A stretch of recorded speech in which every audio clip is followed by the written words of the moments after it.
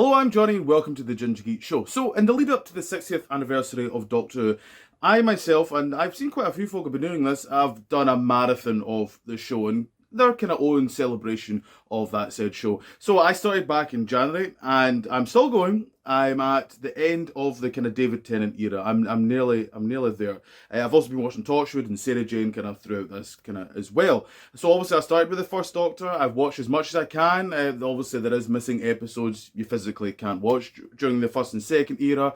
And obviously I've watched everything after. I've done marathons many times, to be fair, before, so this isn't kind of really anything new. But what is kind of new is I've got a lot of things I want to kind of chew on and talk about.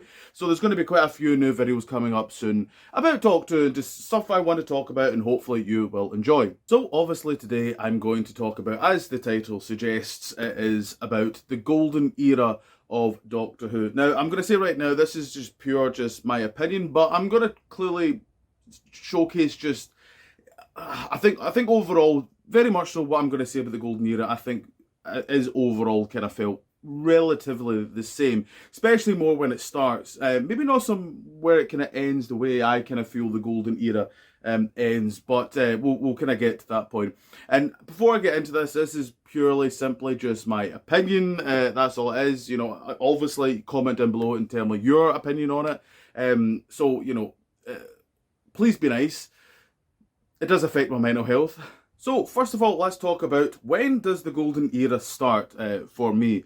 And that's simple. It's back in 1970. It was John Pertwee. John Pertwee is one of my favourite Doctors. Depends on the day. He can also be my number one, to be honest. The John Pertwee era just has a really nice, it's like a comfort era. Yeah, it's something about John Pertwee as well, and Joe, especially those three series together, with Joe and the Brig and Unit together, and even, you know, Delgado's Master and all that. That whole period of time just feels so warm, and it feels so, just as it says, comforting, and you want to be around it. And it's ironic because the thing I always find funny about the John Pertwee era is it goes against its ideology, and I think that's why it kind of works as an era, because now, when we start with his era, he has been exiled, and now he's banished to Earth by the Time Lords. And it's interesting that it does something which it goes completely against the show. The main concept about the show is this main character has a companion, and they go off travelling on adventures in space and time for quite a wee while. Obviously, it does come at some point, but for quite a wee while, that whole basic concept of the show does not happen. You gotta give them guts for a little bit doing that. Now we all know why that was, why they kind of did that. They wanted a wee shake up. Money was getting a bit tight at this kind of point, so they thought they would kind of look at kind of Quatermass and kind of look at that and kind of do that kind of style. And who'd have thought that would actually really worked for the show? And it does, and it does it tremendously well. Even when you have like people like Terrence Dicks, who, you know, says that it was a challenge to write up and think up new stories on Earth. And I think that's why also people kind of like that era, is because they do kind of, you can feel the writers having to kind of challenge themselves and having to think of new ways and fresh ways of how, you know, why is the monster here? How does the Doctor stop all this?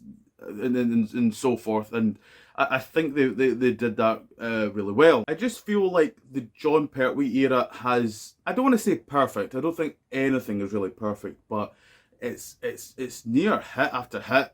Like I love Inferno. Inferno is one of my favourite stories of all of Doctor Who. It's up there, and it just kind of keeps the momentum going. And unlike the person I'm about to talk about next, John Pertwee never showcases that he's feeling done in the role, even when he clearly was, especially in that last season. He still feels like he's there at least. And where I still think the Golden Era does continue is obviously with Tom Baker. Now, I feel like his popularity of the Doctor has kind of went down a bit, Tom Baker, a little bit.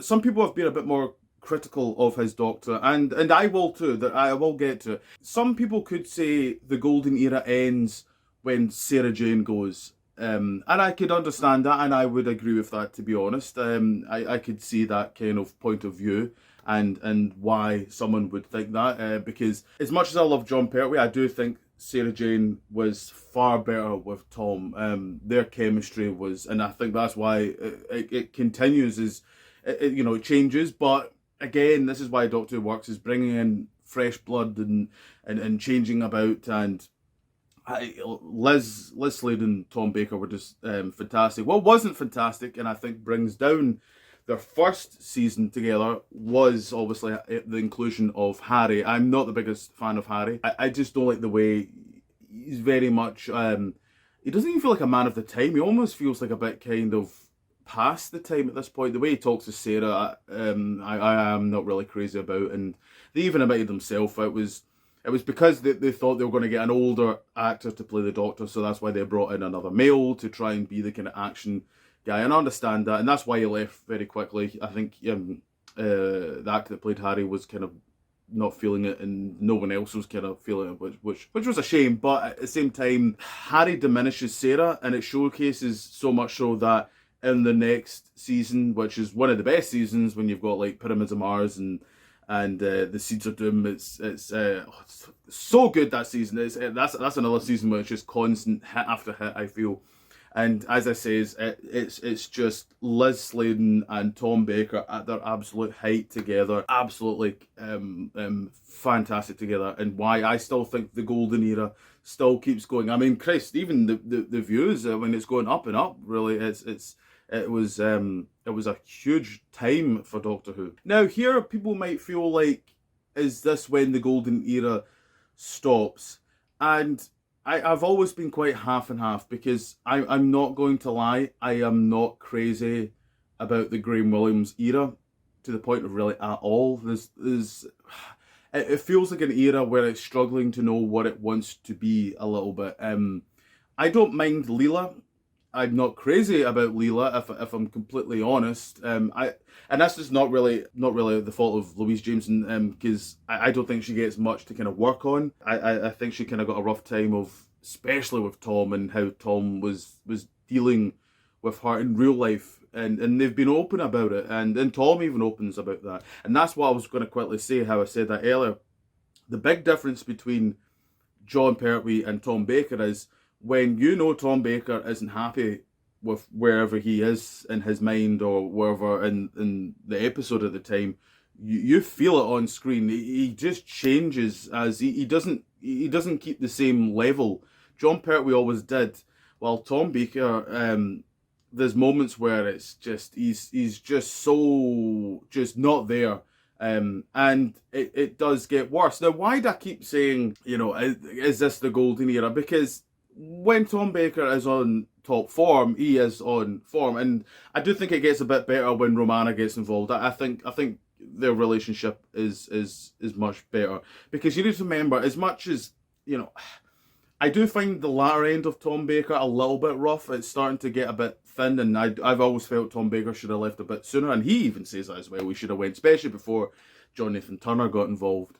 But there was just moments where, there is stories obviously that I really like. But as is Graham Williams one, I kind of struggle a little bit. But then it does kind of find its feet a little bit. And as I say, there's still moments here, and people were still loving overall with the show. And when John Nathan Turner got involved, it did kind of completely revamp it, and it did need it, to be honest, at the time. As much as sadly John Nathan Turner gets such a hate nowadays, I feel, for his decisions and such like, that doesn't really come until later. And as Peter Davison gets involved, we get stuff like Earthshock. It really felt like, okay, we're getting, is this coming back to kind of the old days sort of thing of Who? And there's some really good stuff with Peter Davison. I'm not the biggest fan of Peter Davison. I do find him a bit vanilla. I've always said, there's Dark Doctors, there's the Mad Doctors, Human Doctors, and then the Vanilla Doctors. And Peter Davison and Jodie Whittaker, to me, are the Vanilla Doctors. Sorry, where they're not bad, but I don't think they're great. They're just there. They serve the scene. I think, to be fair, in Peter Davison's defense, I think he gets some really meatier stuff until literally his last story.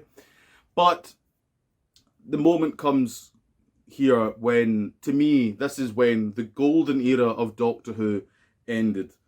and that was with the Five Doctors. I think that was just the nice pinnacle moment of when this is it. This is the after here is when you struggle to even find great episodes of Doctor Who, and that's even coming from someone who is quite a big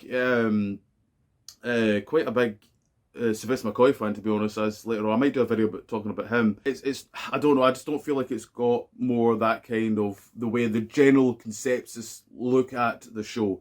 I think this seemed like the kind of nice, and it's a shame because like especially if that type of story kind of came earlier with Peter Davison's last story with the caves of Hajjavavis, however you pronounce it. If that came a bit sooner, I think it would have been good. But I think it was too little, too late a little bit. And again, I feel sorry for Peter Davison where he did get such a good stuff and it came a little bit too late in the game.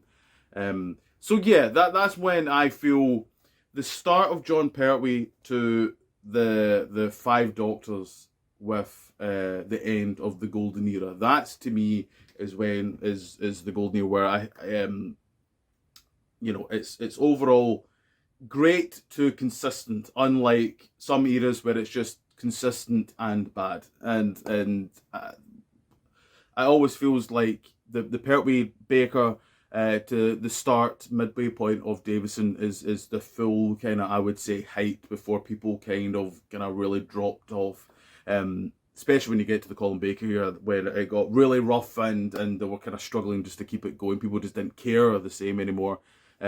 Which is quite a shame. And I know I didn't include William Hartnell and Patrick Troughton, and I do like a lot of their stuff, but when you just look at it and you look back on the stuff, the zeitgeist of Doctor really just took off with Pertwee, because I think by that point they knew what the show is and they're confident in the show, and you can see that in the show that they're still, especially in the Hartnell era. When I watched the Hartnell era, they just didn't seem to know what they were kind of, they're still finding their feet, and that was fine, and all, Christ, the Doctor smokes a pipe in the first story, so it's very, still trying to figure out what's what. So, I'd like to know what you guys think. When do you think was the golden era of Doctor Who? I would like to know. Please comment down below. As always, please do the usual, like, share, and all that sort of stuff, and please subscribe.